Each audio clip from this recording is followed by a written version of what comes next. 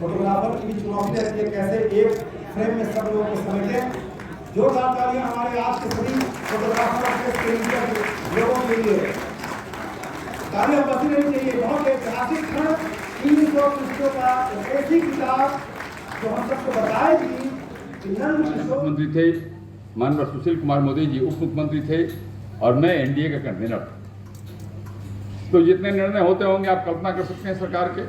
हम तीन ही बैठ के क्या करते थे, लगातार इतने साल तक रहे साथ में। और जब माननीय नरेंद्र मोदी जी के नाम पर जनता दल को हमसे अलग होने का निर्णय लिया तो एक अलग परिस्थिति पैदा हो गई थी। और मुझे तो जिस दिन 13 जून को संभवतः विश्वास प्रस्ताव था,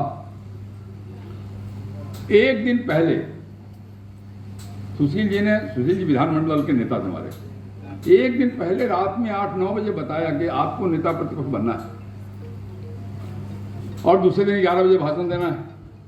उसके पहले 2 और हमारे प्रमुख नेता थे जो नेता प्रतिपक्ष के दौर में थे, तो उनसे जाके मिलना भी है और सुबह 9 बजे विधायक दल की 10 बजे बैठक भी करनी है और जाके भाषण भी देना है। तो बड़ी विचित्र स्थिति थी हमारे सामने। 2 प्रकार की परिस्थिति थी। एक तो जिस व्यक्ति के साथ एनडीए कन्वीनर के नाते जिस मुख्यमंत्री के साथ बैठ के काम करता रहा, सरकार चलाता रहा, और आप जानते हैं कि 2005 से 2010 का कार्यकाल कैसा था जब बिहार विकास की दिशा में तेजी से आगे बढ़ रहा था। इतनी अतरंग संबंध थे और सीधे फिर 2 दिन के बाद ही विरोध में बोलना था। नेता प्रतिपक्ष की कुर्सी पर बैठा था। एक क्षण के लिए मन में दुविधा आई थी, लेकिन फिर मुझे अपने बुजुर्गों की याद आ गई, मुझे अपने पिताजी की याद आ गई जिन्होंने कहा था मुझे कि बेटा एक बात ध्यान रखना, कोई काम छोटा नहीं होता है और जो जिम्मेवारी तुमको मिले, जो काम तुमको मिले, पूरी ईमानदारी और निष्ठा के साथ, दक्षता के साथ। लेकिन अब एक किताब छप गई। अब छप गई तो मुझे और लालच आ रहा है। ये किताब तो केवल नेता विरोधी दल के लिए के भाषण का है, 2.5 साल का है। बाकी तो मैं 10-11 साल मंत्री भी रहा हूँ। तो मेरे मन के अंदर ये भाव जग रहा है कि आजकल ये देख रहा हूँ, फैशन देख रहा हूँ, अगर बिहार के विकास का कुछ अनुभव आप सब करते हैं तो मैं देख रहा हूँ कि एक के आदमी उसका श्रेय लेने की होड़ मचा रहा है, जबकि आप सब जानते हैं अगर आज बिहार थोड़ा भी विकास के रास्ते पे 2005 के बाद का जो विकास बिहार है, उस जंगल राज के काल के बाद का जो बिहार है, उसके अंदर जो प्रगति हुई है, उस प्रगति के का अगर पैमाना आप कसने का काम करेंगे तो आपको दिखेगा कि अगर सड़कें बनी है तो सड़क मंत्री कौन था? नंद किशोर यादव, प्रेम कुमार, नितिन नवीन, यही तो थे। अगर स्वास्थ्य विभाग में कोई परिवर्तन आया कौन था? चंद्रमोहन राय,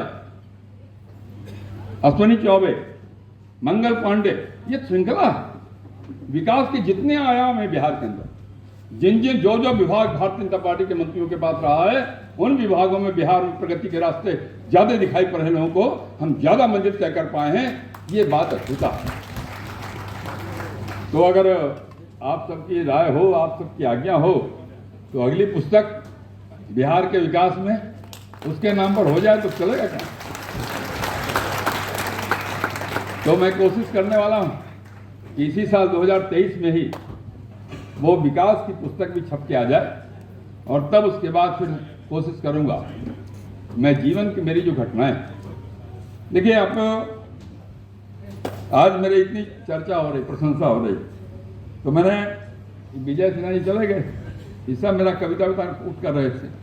मैं एक बार इतना ही कहना चाहता हूँ, ये फूल मुझे तोहफे में यूं ही थोड़े मिले, ये फूल मुझे तोहफे में यूं ही थोड़े मिले हैं, तुमने हमारे कांटों भरा बिस्तर नहीं देखा है। वो जो हमारी जिंदगी है, उस जिंदगी के बारे में मैं कुछ देखना चाहता हूं। आगे मैं इस बात की कोशिश करूंगा। और एक बात कह के मैं अपनी बात समाप्त करता हूं। लोग मुझे कहते हैं कि आप मुस्कुराते कैसे रहते हो, जीवन में इतना कष्ट है, पत्नी नहीं है, एक बेटी विधवा हो गई, दामाद की मृत्यु हो गई, छोटे भाई की मृत्यु हो गई, माता पिता खो दी, सबका श्राद्ध अपने हाथ से किया, तब भी खुद के मदद कर। तो मैं अपने जो मेरे बुजुर्ग हैं उन्होंने मुझे कहा, उसकी 4 पंक्ति मैं आपको सुनाना चाहता हूं। जिंदगी में कभी उदास ना होना, कभी किसी बात पर नाराज ना होना, ये जिंदगी एक संघर्ष से चलती ही रहेगी, कभी अपनी जीने का अंदाज न खोना। ये जो आदर्श है, मैं इस आदर्श पर चलने की कोशिश करूंगा। आप सबका प्यार, आपका सबका स्नेह, अभी जिंदाबाद करोगे दो चार पंक्ति और सुना देंगे तो बात करो जो बोल रहे हैं। आप सबका जो प्यार और आशीर्वाद मुझे मिला है, मुझे और किताब लिखने की प्रेरणा दे रहा है। मुझे विश्वास है कि इस पुस्तक के बाद अगर और कोई पुस्तक छपी उसको भी आप इसी प्रकार स्नेह देंगे। इतना ही कहता हुआ आप सबके आशीर्वाद और स्नेह की कामना करता हुआ मैं अपनी बात समाप्त करता हूँ। बहुत बहुत धन्यवाद। कहा ये तो किताब में लिखा है, लेकिन मैं जरूर कह सकता हूँ मुझे भी अंदाज नहीं था। मैं जब पुस्तक को खुद पढ़ता हूँ तो मुझे ही आश्चर्य होता है कि मैं ऐसा कैसे कहा गया। और सच पूछिए तो ये ईश्वर और प्रकृति भी हमारे साथ खड़ी थी, और मुझे तो लगता है कि माँ सरस्वती मेरी जीवा पर सवार हो गई थी, इसलिए ये भाषण में दे पाया, ये विपक्ष के नेता के नाते जो मैं बात बोल पाया। मित्रों, ये किताब छपने की कहानी में बड़ी लंबी। आप सोचते होंगे साहब भाषण दिया 13 में, छाप रहे हैं 23 में। ये घटना भी विचित्र है। और आज अगर ये पुस्तक सामने आई है तो मैं कई लोगों को धन्यवाद देना चाहता हूँ। वास्तव में जब ये हुआ तो सबसे पहले काम प्रारंभ हुआ कुमार दिनेश, पता नहीं आज हॉल में है कि नहीं है, हमारे बचपन के मित्र हैं, स्कूल के सहपाठी हैं। और आज जिस विचारधारा के साथ मैं जुड़ा, जिस आरएसएस के साथ जुड़ा मैं, तो मुझे आरएसएस की शाखा में ले जाने वाले कुमार दिनेश, और उन्होंने ही लिखने के काम को प्रारंभ किया, इसके संपादन का काम को प्रारंभ किया। लेकिन बाकी दिनों में व्यस्त हो गया वो।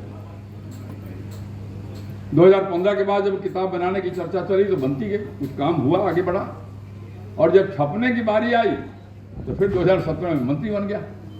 तो फिर दुविधा हुई कि छापे कि नहीं छापे। और फिर उसके बाद राकेश जी इसके साथ जुड़े। लेकिन ये किताब छापने का मेरा स्वभाव नहीं था। ये दो आदमी मंच में बैठे हैं, एक तो सुरेश उंगटा है, मेरे मित्र हैं बचपन के, ये भी खूब लिखते रहते हैं, अखबार में अपना लेखों आते रहता है।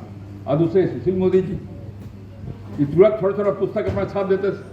मुझे लगता था कि कैसे छाप देते हैं भाई, ये लोग छाप सकते हैं तो हमरा छाप सकता है कि नहीं छाप सकता, मन के अंदर दुविधा थी। लेकिन वो छपा, और प्रेरणा तो यही दोनों का है। और जब ये आकार लिया तो मैं कहूँ कि कुमार दिनेश जी को मैं आज के दिन भूल नहीं सकता हूँ। और अगर वो नहीं होते तो शायद ये विचार मेरे मन में नहीं आता कि किताब छापी जाए। तो मैं आभार प्रकट करता हूँ सुशील जी का, सुरेश उल्का जी का, कुमार दिनेश जी का, और राकेश जी का आभार तो होगा ही होगा, समापन तो उनके हाथ ही हो गया पूरे किताब का। और सबसे बड़ी बात कि पीयूष जी का, प्रभात प्रकाशन के लोगों ने इसको अपने यहाँ आकार देने का निर्णय लिया, ये मेरे लिए बड़ी बात थी। प्रभात प्रकाशन की किताबें हम पढ़ते रहते हैं और हम देखते हैं कि जितनी पता नहीं कितने हजार पुस्तक इन्होंने छापा है, मेरे जैसे सामान्य व्यक्ति का एक पुस्तक छापने का निर्णय लिया, इसके लिए उनके प्रति भी आभार करता हूँ। मित्रों, आज इस पूरे पुस्तक में आप एक बात देखेंगे, ये केवल भाषण नहीं है। 3 बार विश्वास मत आए। संयोग से आज यहाँ जब मंच पर बैठे हैं तो 4 नेता विपक्ष बैठे यहाँ। सबसे पहले विपक्ष के नेता सुशील कुमार मोदी, उसके बाद अब मैं, मेरे बाद डॉक्टर प्रेम कुमार बैठे हैं नीचे, और उसके बाद विजय कुमार सिन्हा। ये 4 विपक्ष के नेता हैं। उसके पहले तो शायद एक और हुए थे जो आजकल भाजपा में नहीं है, यशवंत सिन्हा जी। तो बाकी 5 में 4 यही बैठे हैं और एक पार्टी से बाहर चले गए। सारे नेता प्रतिपक्ष यहाँ बैठे हैं, किसी के भाषण किसी से कम नहीं है। लेकिन जो इस किताब की खास बात जो मैं कहना चाहता हूँ आपको, इन परिस्थितियों में जब मोदी जी के कारण वो अलग हुए थे तो मेरे मन के अंदर एक बात थी कि साहब ऐसी कुछ बात निकाली जाए। जब 2002 के दंगे का जिक्र करके वो अलग हुए थे तो मेरे मन में एक विचार आया कि साहब 2002 के दंगे के बाद ये मोदी से मिले कि नहीं मिले। तो मैंने जब छानबीन शुरू की, रात में ही कर रहा था मैं, क्योंकि मुझे रात में 11-12 बजे ही काम करना था, तो मुझे मालूम पड़ा कि साहब 2002 के दंगे के बाद नीतीश जी गए थे गुजरात। बुलंद आवाज है जी। तो मुझे मालूम पड़ा कि 2002 के दंगे के बाद भी गए थे वो वहाँ गुजरात एक कार्यक्रम में, रेलवे के कार्यक्रम में, रेल मंत्री थे माननीय नीतीश जी, रेलवे के कार्यक्रम में माननीय मोदी जी और माननीय नरेंद्र भाई मोदी जी और माननीय नीतीश जी एक साथ थे। और वहां जो उन्होंने भाषण दिया माननीय नीतीश कुमार जी ने, उन्होंने कहा मोदी जी देश आपका इंतजार कर रहा है। मुझे वो मिल गया भाषण। मैंने कहा साहब आपने ही भाषण दिया, और मैं धन्यवाद देना चाहूंगा उसमें कि विरोधी पार्टी के जो विधायक लोग कोई जब वो टोकते थे मुझे, तो पता नहीं मेरे अंदर से और कैसी कैसी बातें निकलती थी। किसी ने मुझे टोक दिया तो कहा ही जाता है, जब आदमी जाता है मंच पे तो लोग, जैसे आज मेरी प्रशंसा हो रही है, लोग प्रशंसा करते हैं। मैंने कहा एक बात बता दो भाई, रेल मंत्री के नाते नीतीश जी तो आप कई राज्यों में गए होंगे, कई राज्यों के मुख्यमंत्रियों के साथ मंच साझा किया होगा। आप बताइए नरेंद्र भाई मोदी के अलावा किस मुख्यमंत्री को आपने कहा कि देश आपका इंतजार कर रहा है? बोली नहीं निकली, आवाज नहीं निकला, चुप होना। ऐसे तर्कों की बात कर रहा हूं। मैं आपको बताऊं एक बड़ी घटना घटी प्रदेश के अंदर, लोग भूल गए। आपका ये जो भगवान बुद्ध का मंदिर है बोधगया के अंदर, आजादी के पहले से इस बात का व्यवस्था बना है, उस मंदिर के संचालन के लिए हिंदू समाज के लोग और बौद्ध समाज के लोग उस कमेटी में रहते हैं बराबर। और जो जिलाधिकारी वहां गया का होता है वो उसका प्रभारी होता है। और आजादी के समय से, उसके पहले से इस बात का प्रावधान है कि जो डीएम होगा गया का, वो हिंदू या बौद्ध होगा तभी होगा उसका प्रभारी, तभी उसकी देखभाल करेगा। लेकिन जब हम लोग सरकार से हटे तो इस सरकार ने इसमें संशोधन कर दिया एक्ट में, और इस बात का प्रोविजन कर दिया कि कोई भी हो सकता है। मैं जरूर आपसे आग्रह करूंगा कि इस पुस्तक के अंदर उसके में जो भाषण मेरे हैं, जो जानकारियां 2022 के कांग्रेस के प्रस्ताव में क्या कहा गया था, गांधी जी ने क्या कहा था इस मंदिर के बारे में, श्री बाबू ने क्या कहा था, विधानसभा के फ्लोर पे जब वो एक्ट बन रहा था तो डिस्कशन में किसने क्या बात कही थी। आप एक बार जरूर पढ़ेंगे तो आपको ध्यान में आएगा कि सरकार ने कैसे कैसे कुकृत्य किए हैं बिहार को बदहाली में लाने के लिए, बिहार के अस्मिता को नुकसान पहुंचाने के लिए। किताब तो आ गई है, लेकिन अब जैसे जैसे किताब छप रही, कई चीजें हैं, मिड डे मील की चर्चा इसमें है, पूरे उसका आप देखेंगे। और सबसे महत्वपूर्ण बात, गांधी मैदान में जो सीरियल बम विस्फोट हुआ था, याद होगा, उस सीरियल बम विस्फोट के अंदर सरकार कैसे मुंह छुपाती नजर आ रही। मैंने कुछ नहीं किया, लेकिन क्या है, मैं तो राजनीतिक कार्यकर्ताओं को कहता हूं, वैसे भाई मुझे लिखने उखने की आदत नहीं, मैं बोल तो सकता हूं, पढ़ तो सकता हूं, लिख नहीं सकता, लेकिन लिखा गया तो मैं कार्यकर्ताओं को कहता हूं भैया कुछ पढ़ो। और जब मैं बोलने के लिए खड़ा हुआ था उसमें गांधी मैदान के बम विस्फोट के बारे में, तो मैंने कुछ नहीं किया, मैंने केवल जो सरकार ने सर्कुलर जारी किया था, जिलाधिकारी का सर्कुलर जारी हुए गांधी मैदान की सुरक्षा के लिए, गृह विभाग से जो सर्कुलर जारी हुए, मैंने उन सर्कुलरों के आधार पर उस सरकार को कटघरे में खड़ा कर दिया कि आपने जो नियम बनाया था, आपने जो निर्णय किया था, आपने उसका पालन नहीं किया, इसलिए बम विस्फोट हुआ, सरकार कटघरे में आ गई। तो मैं सबसे आग्रह करना चाहता हूं कि राजनीतिक कार्यकर्ता, खास करके हमारे जो माननीय हैं, विधायक हैं, बाकी हैं, जरूर इस बात के केवल भाषण देना एक अलग बात है, लेकिन विषय की गहराई में जाना दूसरी बात। और विषय में गहराई में जाने का अगर किसी से सीखना हो बिहार में, तो उस व्यक्ति का नाम है सुशील कुमार मोदी, जो गहराई में जाकर चीजों को निकाल सकता है।